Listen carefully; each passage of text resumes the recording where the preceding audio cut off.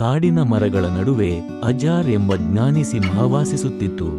ಇತರ ಸಿಂಹಗಳಂತೆ ಗರ್ಜಿಸುವುದಿಲ್ಲ, ಯುದ್ಧ ಮಾಡುವುದಿಲ್ಲ. ಈ ಕಾರಣಕ್ಕೆ ನರಿ ಮತ್ತು ಆನೆ ಅವನನ್ನು ನಿರ್ಲಕ್ಷಿಸುತ್ತಿದ್ದವು.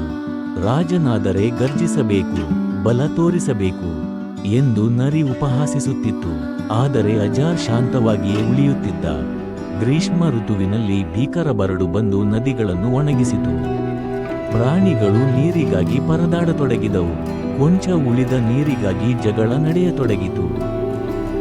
ಆನೆ ಗರ್ವದಿಂದ, ನಾನು ಬಲಶಾಲಿ, ನೀರನ್ನು ನಾನು ಕೊಂಡುಕೊಳ್ಳುತ್ತೇನೆ ಎಂದಿತು. ಎಲ್ಲೆಡೆ ಅಶಾಂತಿ ಪಸರಿಸಿದಾಗ ಅಜಾರ್ ಶಾಂತವಾಗಿ ಹೇಳಿದರು, ನಾನು ನೀರಿನ ಒಂದು ಗುಪ್ತ ಸ್ಥಳವನ್ನು ಕಂಡುಕೊಂಡಿದ್ದೇನೆ, ನನ್ನನ್ನು ಅನುಸರಿಸಿ. ಅಜಾರ್ ಪ್ರಾಣಿಗಳನ್ನು ಕಾಡಿನ ಗುಪ್ತ ಭಾಗಕ್ಕೆ ಕರೆದೊಯ್ದನು. ತಪ್ಪಾಗಿ ಅರ್ಥೈಸಿಕೊಂಡೆ ಎಂದಿತು. ಆನೆ ಕೂಡ ಶರಣಾಗಿ, ನಿಜವಾದ ಶಕ್ತಿ ಬಲವಲ್ಲ, ಜ್ಞಾನ. ಈ ವಿಡಿಯೋ ನಿಮಗೆ ಇಷ್ಟವಾಯಿತು ಎಂದಾದರೆ ದಯವಿಟ್ಟು ಲೈಕ್ ಮಾಡಿ, ಕಾಮೆಂಟ್ ಮಾಡಿ ಮತ್ತು ನಮ್ಮ ಚಾನೆಲ್ಗೆ ಸಬ್ಸ್ಕ್ರೈಬ್ ಮಾಡಿ.